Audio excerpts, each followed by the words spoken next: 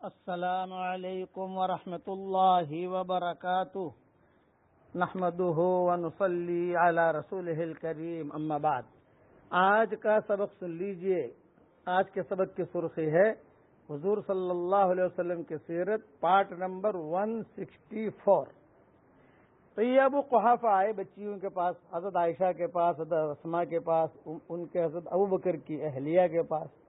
بھئی ابو بکر تو ایسا سنا ہے کہ چلے گئے ہیں اور تمہارے لیے گھر میں کچھ چھوڑا نہیں ہے، اور کچھ بھی جو ہے وہ ایسا کرتا رہتا ہے، محمد کا ساتھ دیتا رہتا ہے۔ یہ ابو قحافہ فتح مکہ کے موقع پر اسلام لائے ہیں، ہجرت کے وقت میں کافر تھے، صدیق اکبر کے والد۔ چنانچہ حضرت اسماء نے کہا کہ نہیں دادا، بہت مال چھوڑ کر گئے ہیں ہمارے لیے اور کوئی گھبرانے کی بات نہیں۔ تو ابو قحافہ نے کہا کہ دکھاؤ کیا مال ہے، بتاؤ۔ تو حضرت عائشہ اور حضرت اسماء یہ دونوں جو ہے چھوٹی چھوٹی تھی، کوئی اتنی بڑی عمر تو تھی نہیں۔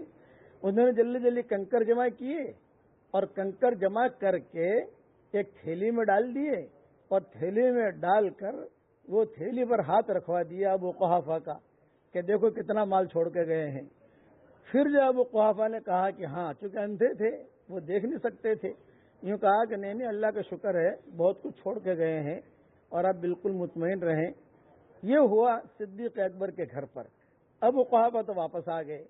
وہاں مشرکین مکہ جو تھے وہ دیکھ رہے تھے کہ اب نکلیں حضور، اب نکلیں قتل کریں، اب نکلیں قتل کریں۔ صبح ہو گئی، فجر کی نماز پڑھنے کے لیے عام طور سے حضور صلی اللہ علیہ وسلم حرم میں جاتے تھے۔ تو جب نہیں نکلے حضور صلی اللہ علیہ وسلم تو انہوں نے دروازے کی دراڑوں سے دیکھنا شروع کیا کہ کون سویا ہے۔ تو دیکھا دراڑوں سے تو وہاں تو علی سوئے ہوئے تھے۔ ارے یہ تو علی ہیں، حضور صلی اللہ علیہ وسلم تو ہے نہیں، وہ تو نکل گئے ہیں۔ چنانچہ روایتوں میں یہ ہے کہ انہوں نے کہا علی حضور کہاں ہے، محمد کہاں ہے؟ حضرت علی نے کہا بھی مجھے تو کچھ پتا نہیں ہے کہا ہے، یہ دیکھو تم لوگوں کی امانتیں ہیں۔ ابو جہل کی بھی امانت تھی، ابو لہب کی بھی امانت تھی، ان سب کی امانتیں تھی حضور کے پاس۔ بھئی یہ تیری امانتیں پکڑ، تو ابو لہب یہ تیری امانتیں پکڑ، اخنس بن شریک یہ تیری امانتیں پکڑ، حضور کے بارے میں مجھ پوچھ کہاں ہے، یہ مجھے پتا نہیں ہے۔ سب کی امانتیں حضرت علی جو ہے وہ دیتے رہے، اور یہ جو ہے سوچنے پر مجبور ہو گئے کہ کیا کرنا چاہیے ہمیں۔ چنانچہ ایک آدمی تھا مکہ مکرمہ میں جو بہت بڑا جاسوس تھا، وہ پتہ چلا دیتا تھا کہ یہ لوگ گئے کہاں ہیں۔ قائف کہا جاتا تھا، قائف، قائف بر وزن طائف، یعنی قائف کا مطلب یہ ہے کہ وہ آدمی اگر پیدل چلا ہو تو اس کے پاؤں کے نشانات کو دیکھ کر وہ پکڑ لیتا تھا۔ ان لوگوں نے اس کو بلایا اور بلا کر کہا کہ بھئی دیکھو یہ دونوں کے دونوں نکلے ہیں اور یہ بات طے ہے کہ یہ ابو بکر کے گھر سے نکلے ہیں۔ تو اس نے کہا کہ ہاں یہ نشانات ہیں۔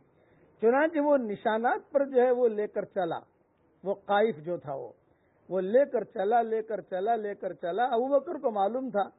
جب غار ثور کے قریب پہنچے تو ابو بکر صدیق نے کہا کہ حضرت یہ ہمیں پکڑنے کے لیے کسی بھی جاسوس کو پیچھے بھیج سکتے ہیں اور ہمارے پاؤں کے نشانات کی وجہ سے ہم پکڑے جائیں گے، اس لیے جبل ثور آ گیا ہے، قریب ہے، اب آپ پیدل نہ چلیں، آپ اونٹنی پر بھی نہ بیٹھیں، بلکہ میں آپ کو اپنے کندھے پر سوار کر لیتا ہوں۔ چنانچہ صدیق اکبر نے اپنی پیٹھ پر حضور صلی اللہ علیہ وسلم کو بٹھا لیا اور کچھ دیر صدیق اکبر خود چلے۔ تو ان کو پتا چلا کہ بھی دو آدمی یہاں تک چلے ہیں، دو اونٹنیاں یہاں تک چلی ہیں، ایک اونٹنی کہاں گئی؟ ایک اونٹنی صدیق اکبر نے دور کر دی اور اپنے کندھے پر بٹھا کر خود حضور صلی اللہ علیہ وسلم کو لے کر گئے غار ثور میں۔ اب جب غار ثور میں گئے تو صدیق اکبر نے کہا کہ حضرت آپ باہر بیٹھیے، میں تھوڑے سے صفائی کر لیتا ہوں غار ثور کی۔ وہاں گئے تو وہاں چھوٹے چھوٹے سوراخ تھے، اور وہ غار ایسی تھی کہ آدمی بیٹھ کر بھی داخل نہیں ہو سکتا اور کھڑا رہ کر بھی داخل نہیں ہو سکتا۔ غار میں داخل ہونا ہو تو لیٹے اور داخل ہو، وہ اس قسم کی غار تھی۔ صدیق اکبر گئے اور وہاں جا کر جو منہ تھے اپنی چادر وغیرہ جو اس کو پھاڑا، اور پھاڑنے کے بعد سارے سوراخ بند کیے۔ ایک سوراخ بڑا تھا، اس کے لیے اب چادر نہیں تھی، پوری چادر ہی ختم ہو گئی، پوری چادر ہی پھاڑ ڈالی صدیق اکبر نے۔ ایک سوراخ تھا تو صدیق اکبر نے کہا کہ حضرت اس کو بند نہیں کر سکتا، کئی مشرکین مکہ پہنچ نہ جائیں، اس لیے آپ جلدی سے اندر آ جائیں۔ حضور صلی اللہ علیہ وسلم لیٹ کر داخل ہوئے، ابوبکر صدیق بھی لیٹ کر داخل ہوئے تھے، اور حضور صلی اللہ علیہ وسلم سے فرمایا کہ آپ بہت تھکے ہوئے ہیں، آپ آرام فرما لیں۔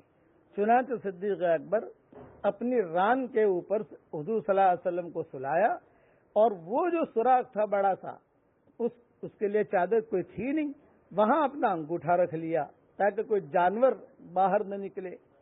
خدا کی شان، اس میں ایک بہت بڑا سانپ تھا، کتابوں میں آتا ہے۔